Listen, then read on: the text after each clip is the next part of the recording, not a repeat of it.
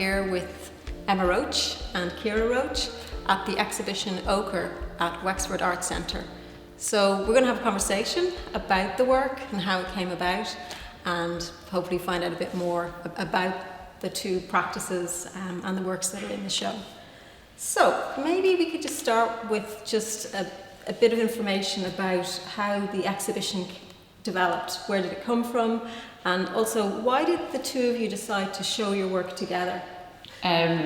So it started off as a bursary application for Creative Ireland, which both of us separately had considered putting forward a proposal for solo shows.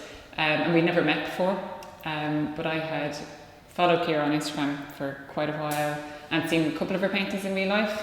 But when it came up, there was you could apply for 3 different categories, and one of them was heritage, another was a sense of place, another was well-being or something like that. And just with the shared surname and where we lived, and kind of, I felt like we would have similar interests, just by, even though the paintings were made in very different ways. I thought it might be appropriate to contact you and talk to you about.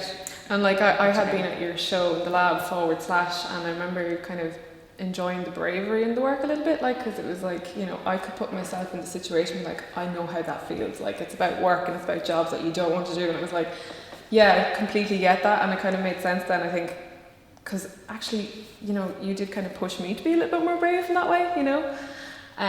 So yeah, and then like the name Ochre was like the first thing that we had for the show, because it's an anagram of Roche, but also it's a colour that is in every single one of my paintings, and I think it's in a lot of yours as well. Mine too, yeah. And it's an earth, it comes from the earth, so it ties you to a place, ties you to a ground. So I think that was like the real starting point as well. We didn't really have anything that linked the work yet, so the only link we had was the name. And to play with that at the beginning was really, really fun, actually. Yeah. And then ochre as a colour is often used kind of as a starting point in traditional painting, I suppose, as an underpainting or as a mixing colour. So there's lots of little kind of playful things like that were interesting at the beginning, I suppose. Yeah, that's great. Yeah. I actually didn't realise that you hadn't met before. That's really interesting. I, for some reason, just assumed that you already knew each other. So that's very interesting to hear about that. So, as you said, the way that you work is quite different. And certainly for me, seeing the works together in the exhibition, I mean, I can see lots of connections, but also quite striking differences in the sort of the processes that you use. So maybe could you talk about how you make your work? I think, well, for my work, because they're generally like, you can tell what they are by looking at them, I would a lot of times start with photography, and I would kind of visit a place multiple times and just take loads of pictures at different times of day, and generally that's how a lot of them start. But then when you're in the studio, that completely changes. So like, you have your start point, but you might kind of decide, well, actually, like, I'm going to change the colours to make it work, or I'm going to change the structure to make it work better, or, you know, they're never quite what they seem. And a lot of time, actually, if you're to think of it, like, for example, the painting behind you, their drive-through of the McDonald's, like, it was lashing rain that night, and I couldn't take a decent photograph at all, no matter what way I did it. So it's just like, you just have sort of like, almost like an outline to work off, and you kind of go from there. And then even in this show, because we had lockdown, I wasn't able to visit very many places. A lot of these compositions are sort of kind of made up, maybe a little bit out of my own head and from older photos I would have had, and kind of rejigged. So that actually brought drawing for the first time in a very long time back into my practice. So you would have to actually draw them out a little bit first, and then that would then like lead on to the painting or whatever. And I think kind of when they're the small ones as well, a lot of the time when people see the work, they kind of think of the smaller ones as like studies for larger work, but they're not generally. It just kind of happens that way.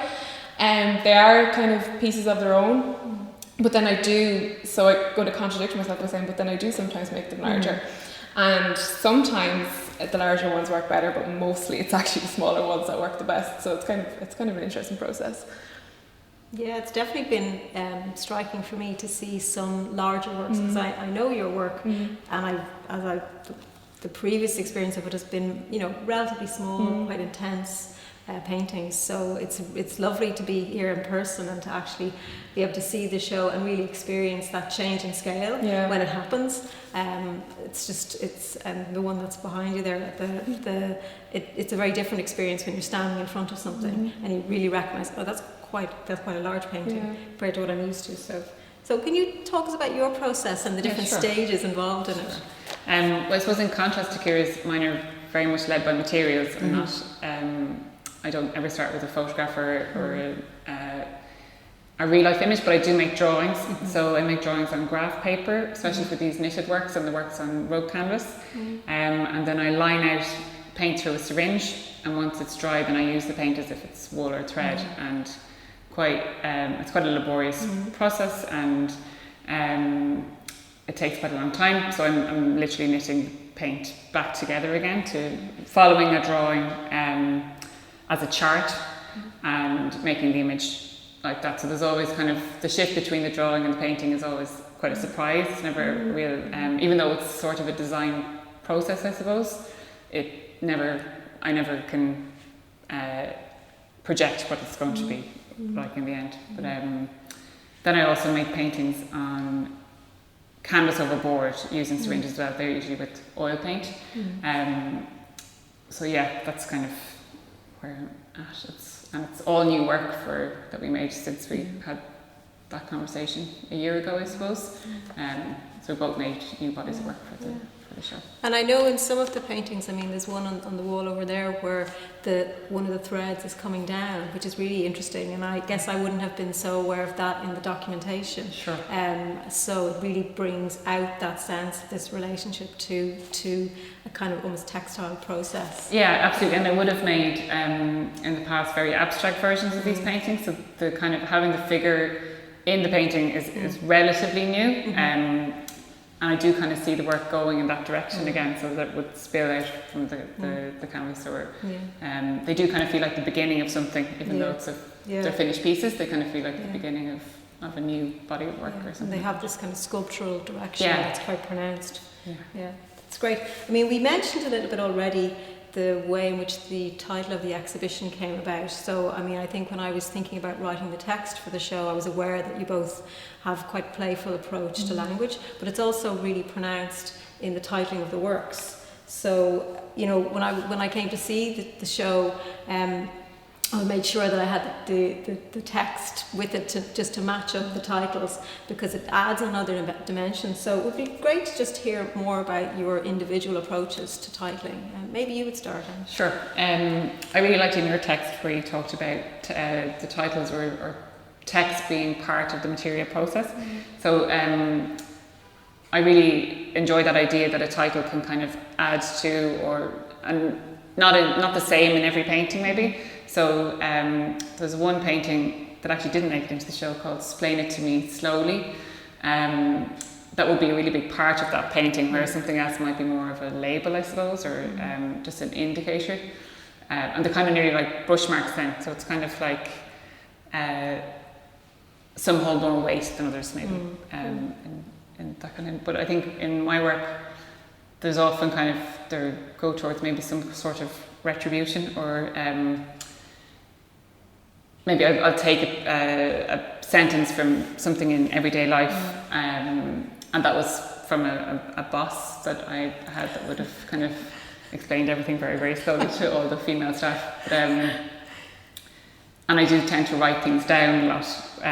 So I really, really enjoy text, but often not in a very coherent way. It's kind of lots of scribbles and lots of note taking. But I like the kind of the playfulness of titles. I think they kind of can do a lot.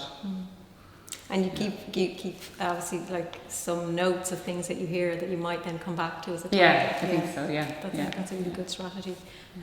Ciara. Well, for the smaller ones, I found that there's a lot of confusion over the titles in my smaller work, which I kind of only really realised lately, is that I call, paintings like study number 1, maybe study number 2, and what I'm studying is the space, like it's a study of the space, but what people are thinking it's a study for a larger work, and it's not, so I've had to kind of think about that a little bit more lately. But so a lot of smaller ones would be titles like kind of repeating titles like study number or mannequin pose 1, 2, 3, 4, and 5. You know, so then when it comes to the larger works, it's kind of they kind of just the title just kind of comes. It's like I don't even try. Like for this one behind me, which is Tom Ford, all in capital letters with no gap between, because it's like, you know, Tom Ford, like it's in your face, like it's advertising, it's bang, bang, bang. Like I want you to really like pay attention to what this is, but it's not necessarily because, you know, I love Tom Ford, but it's like it's how it's advertised. It's how like things are sort of shoved down your neck all the time. But then like there's one painting in the show Drive Through, which is at the McDonald's, but there's a couple in a car outside it eating their McDonald's, and that's a slightly more kind of tender work, I think. So it is McDonald's, which is a big, huge brand that we all know, but it's called Drive Through because it's kind of like, I don't really want you to be shouting about McDonald's. It's kind of more kind of quieter. It sits down a little bit more. So that's the difference between those. And so that's kind of where I'm at now with the title. And then others are just, the title's just obvious. Like there's one down there called Technology. There's just a sign in the shop with this massive technology, and it just had to be called Technology then. Yeah, because I think sometimes what I respond to in these paintings is the force of the words that are you know, within the scene, and your use of titling kind of allows me to step back from it and think, wow, those words are really doing something. They're really performing some kind of action in these places and in the world. So one of the things that I thought was really interesting when I was writing about your works together was, obviously I was already thinking about what had changed during lockdown and COVID. I mean, it was impossible not to be thinking about that. But one of the things that was pronounced to me was a kind of slippage between, you know, public space and private space, and what had been seen as activities appropriate to, you know, the space of work were suddenly, you know, expected to be in the home, and people were required to kind of open up their spaces and hand over private space to sort of for a more kind of public view. And I guess I'm interested in space as a kind of common theme in the work, but explored very differently. So maybe would you talk a bit about that? We can start on. Sure. Yeah, I became a bit obsessed with privacy, I think, at the beginning of the first lockdown because of quite a young family, so I felt like I'd never have privacy ever again. And do you mean your personal personal privacy? Yeah. So there's a toilet painting downstairs, and then there's 2 shower paintings which are quite literally about privacy. But also, and this is where I think the 2-person thing came in and was really, really helpful, was I was quite nervous about having these pregnant figures in the paintings because they were kind of overly personal or overly private moments, and it was kind of like, why does anyone care about that, or what's important about that? But then in the public realm there was a lot of restrictions around maternity and families, and an awful lot of silence around it. So anytime there was like an announcement from the Taoiseach about lifting restrictions, it would often be about male dominant sports or greyhound racing or golf, yes. All the really important stuff, and there was just this like palpable silence around families and maternity. And even now you can go for pints with your partner for 12 hours if you want, but you can't have them in hospital for the different stages. So it kind of became, I think that was a real motivation for a lot of the works, even though maybe that's not immediately obvious to somebody who's looking at a painting, but it definitely was one of the motivations. And kind of Ciara was like, no, this is an important, you know, public kind of thing as well. So it was great to have somebody to bounce those ideas off, I suppose, because you were so, well, we were all locked down, I suppose. Yeah, and then like my paintings have always in some way dealt with like public spaces and how people move through public spaces or experience public spaces. Like, and before this kind of started, these kind of works, it would have been outdoor, and it would have been like architecture around how we enjoy scenic places and stuff like that. But then I think it was like a natural progression to think about, well, what is the public spaces that are generally kind of leaning towards women's public spaces, and it tends to be, unfortunately, a lot of shopping, and it tends to be like, you know, women kind of being, you know, sold an idea of what they should want and how they should look, and that sort of led into this kind of body of work. And even thinking about like some of them, there's a sort of a strange crossover, and some of them like there's for example, they're not in this show, but I would call it like the same kind of work, where it would be IKEA, but it's a showroom, but it looks like a home, and it's like this kind of strange thing that's going on, but it's like, you know, it's not actually private at all. And then thinking about that, like in terms of, you know, paintings of like mannequins, and I was living in Australia, and there's this like, you know, there's this very strange environment, this massive shopping centre. I can't remember the name of it now, but it's all very high-end shops, and you don't see one man in that shopping centre. And I was kind of thinking that in terms of like, these are just spaces that like women are kind of geared to, like, this is your day out, go shopping, you know, this is kind of the done thing. And like we mentioned golf there, like men get golf, you know, which is kind of something a little bit like, why can't we do something a little bit less? But a lot of time I feel like, especially my age group and my friends, it's like, we're going on a day out, okay, we'll go to Kildare Village, do you know, and like, do you know, that's fine, it has a place, but at the same time it's like, why is it that women are constantly being sold to and told to improve themselves and to get better, and like, buy this to make you have great skin? And it's kind of like, why don't men get that? Like, they don't seem to have the same level of that, I think. And I suppose there's a sense that when you see women being visible in spaces, they're visible as consumers. Yes. I mean, there are obviously a lot of women working in those spaces as well, but the opposite side, where women are really actively making and doing, and they're not necessarily consuming, but a lot of the work that isn't the work of consumption is kept quite hidden. It's there's a lot of domestic work, a lot of care work, a lot of work that's really essential and is supporting everything else, but it doesn't have the same level of visibility. So yeah, I felt that was something very interesting in seeing these two bodies of work together and how they were kind of speaking to each other. And it is very charged at the moment, I think. Okay. I mean, I guess that sort of brings us on to just a couple more questions that, you know, connect from that. And one is about, in a way we've kind of covered it, specific aspects of women's experience. I mean, this is maybe a question that isn't that relevant to the show, but I mean, do you think of the work as an engagement with gender? Is that something that you would start with in your practice, or is this just more something that's come about in this particular exhibition? I think it's something I'm kind of hyper aware of in my work, because I'm using kind of traditional women's work, or traditional crafts and knitting and sewing and those kind of traditionally assigned to women. And I'm kind of aware that it's problematic to kind of gender an activity, but then it's kind of unavoidable in those in the way I use materials. I am kind of interested as well in that idea of double jobbing, and that there's pressure on women, I suppose, to be really good at that, and kind of that's something that comes up in my work quite a bit. And then I'm quite interested in painting as a female activity. Even saying all that stuff about gendering activity is problematic, but I am interested in painting being quite female. And I suppose what I mean by that is that it's painting that's really interesting to me is quite irreverent, where it doesn't have that kind of, not going towards that old-fashioned heroic gesture or something. And for the knitted paintings, I'm kind of conscious of that, in that they start in the top left-hand corner and move to the right and back and forth, so I don't get that moment of, I'm going to have this of release hero or moment. Expression.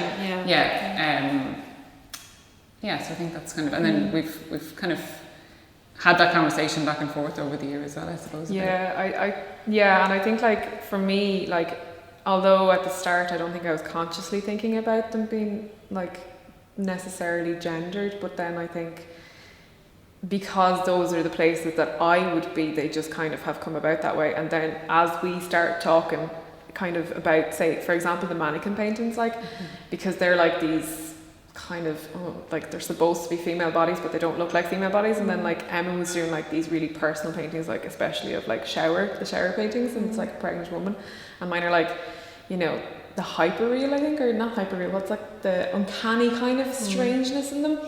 But I think then, like, I kind of went down that route then, I guess, for a while, like, where I was kind of thinking more about what, you know, women's kind of place. But then I think that's natural, because, like, you know, I identify with that more than I would if I went into necessarily a sports shop, you know. But yeah, I was definitely thinking about like the female body a lot as well, because, you know, I don't paint people that often, but I was thinking, you know, these mannequins, for example, they're like so perfect, and it's like selling you the lie that this is how you're going to look, and nobody ever does, and it's like this unattainable thing. And then the same with makeup. So like makeup is like, you know, put this on and you're going to change yourself, you're now a different person, like, and it's kind of a strange thing that I was thinking about. So I think that the female experience is definitely there. Even in terms of like, there's a painting downstairs called Technology, and there's a lot of NutriBullets in it, and I think that NutriBullets will be unfairly targeted towards women, because it's like, you know, it's generally kind of, you know, it's for the attached healthy. to ideas of wellness. Yes, exactly. And there's another painting of the yoga mannequins, and there's like crystals in that painting, and like the same thing. It's like, it's the idea of wellness, but it's always a bit airy, kind of fairy, a little bit. You know, I find the whole realm of wellness quite fascinating. Yeah, it is. Yeah, yeah. It's kind of the moment. So there was just one sort of theoretical or art historical reference that seemed relevant to me, which is the German-based academic Isabel Grau, and she's written some really great texts about painting in relation to ideas of value, but also time. And she's made some points about, and she's made them with a lot of complexity, and I'm oversimplifying a bit, but that there's something distinctive about painting in that it seems to have, or it's perceived to have, quite a particular connection to time. So more than other media, painting is often seen as having some sort of function in recording time. It's like a material record of the time spent by the artist in the process of making. So sometimes if we stand in front of a painting, particularly if we have some sense of how it was made, we can kind of think, well, this must have taken a great deal of time, and it's almost like this material store of the time of the artist. And I was really struck by those concepts when I was thinking about the different ways in which your works kind of manifest the stored time. So, well, I think it's kind of interesting you think that in relation to my work, because, like, I do a lot of paintings. They don't all take a huge amount of time. There's a sort of a kind of a strange thing happens there. But like if I work 5 days a week, 8 hours a day, like you're going to get a lot of them. But I kind of see that them all together then is like the record of time, if you know what I mean. And then some of the larger ones take a bit longer, of course. But you know, in general, the small ones are the kind of, they're not quite like on their own necessarily a record of time. But then if you look at every individual brush mark had to be learned, everything like that, like every technique, like it's a record of all the previous ones. Like I was telling them earlier on, like I have a box at home just full of paintings that will never see the light of day, and they are all bringing me towards where I am now. They're all steps. They're all steps. And then like in the larger ones, like the Tom Ford behind me, like that was a bit of a labour. I can't say I necessarily enjoyed it as much as some of the smaller ones. It was but at the same time, like I'm happy with it. It's successful, but I think that you can probably see that there was more time in that, and it is a more definitive record of that. And then as you move on, like I think when you're doing a work for a very long amount of time, like when you're making a lot of paintings for a long time, like suddenly you get this hyper confidence, and you can just dive straight into a canvas. So Drive Through would have been done, and it was done, you know, over a particular space of time. I'm not going to say exactly, but not a huge amount. And yet it's like I couldn't have done that without everything else, and I couldn't do it now. Like so, because I have taken like a few weeks off painting. If you put a canvas in front of me now, it would be terrible. You know, painting back into it. Absolutely. I think that's really important, and actually I do think that's very much what Isabel Grau was getting at in her text. She's talking about skill. She's talking about the fact that if you enjoy paintings and you love to look at them, which many people do, one of the things that you're experiencing is a very specific type of time. It's a time of attention, knowledge, intense concentration and skill. So it's not just a sort of very kind of low level of time. It's this really rich, attentive, very distilled time. So I really enjoy reading some of Isabel Grau's texts as well. I kind of enjoy how complicated she can be, and she talks about painting being a success medium. So it's like is she saying that as a huge compliment, or is it kind of going to be really, is she looking for, is she antagonising kind of, and is she looking for feedback and credit, like really enjoyable. But yeah, for me, I kind of, like at home, we're constantly bargaining for time as well, and the time that I have in the studio is very limited, and then I've managed to kind of come up with a way of making paintings that's even slower than normal. So it's like it kind of verges on this ridiculous act. It's kind of which I'm more aware of when I'm talking about it, or when I'm not so much when I'm doing it. I'm very in it, but when I'm take a step back and realise what I'm slowing it down so much. Yeah, and I suppose a lot of craft records time as well. Yeah, I think it's interesting because there are these set stages in your process, and I always imagine that there must be a point where you have to have certain elements ready. You can't just go. So there's a lot of it's a sort of systematic, structured, planned approach. And when I look at the works, I can think about how difficult it must actually be to produce that kind of synthesis, while also actually having that complex architecture. So, but they come together as one thing, even though there are multiple stages. So that's a real concentration to actually hold that all the way through all those steps. To get to an end point always feels like a kind of a relief, really. And when I work with an oil painting, I'm quite haphazard. Like I'll get rid of elements of the paintings quite regularly.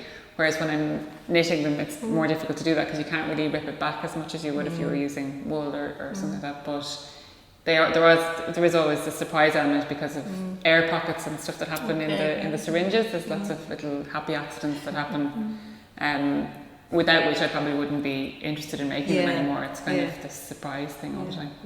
You don't want to know exactly what it's going to be like. Something has to happen in it. So my kind of last question is really just about decisions that you made in this sort of unusual circumstances we're in, where it's difficult for artists often to be present in the installation. So maybe if you could just say a little bit about why works are placed, or the exhibition is over 2 floors, and so just any thoughts you have about why you did certain things in terms of the install. Well, the install was definitely the most exciting part because we had not seen these works like in the flesh, either of us, and Catherine, the curator, hadn't seen them as well. So it was a lot of fun actually, but we would have had notions of what might go together, and some of them they continued to stay together. Like there was certain pairs of our work that just kind of worked. For example, there's a mannequin pose downstairs beside a shower painting, and it just still does work. Like we're just really happy with that. But then actually doing the install, there was really surprising things. Like for example, the paintings behind you, Cutting Teeth and Drive Through, we were just like, I didn't think Drive Through might have a place in the exhibition because it's very different in tone, but then when you put it beside a screaming child and it's McDonald's, and it's just kind of like they kind of work, and the colour of the McDonald's sign is in the hair of the child as well, so it's just kind of, it really worked. And like that's probably our favourite pair, I'd say, or maybe technology. The technology and the cry for help downstairs are pretty good too. How much time did you have to install? It was just a couple of days. I think we had a week leading, but it was a couple of days of actually putting them on the wall. And then there was a lot of kind of conversations between the paintings with colour and form. I think that was kind of an exciting part and the surprise elements of that's it was. But like you said, it was really, really important to see them in the flesh because it was kind of like. It wasn't real or something, even because we were talking online. And even Catherine hadn't seen any of my work. I think she might have seen something maybe last year sometime in some show, but she hadn't seen my works in the flesh at all, like before you could say. And I think she was like kind of a bit afraid that the smaller works would get lost on the wall because you don't know until you see them what they are. So that was a nice surprise, I think, for Catherine as well. But Ciara's really good at hiding how prolific she is as well. Came with like vats of paintings.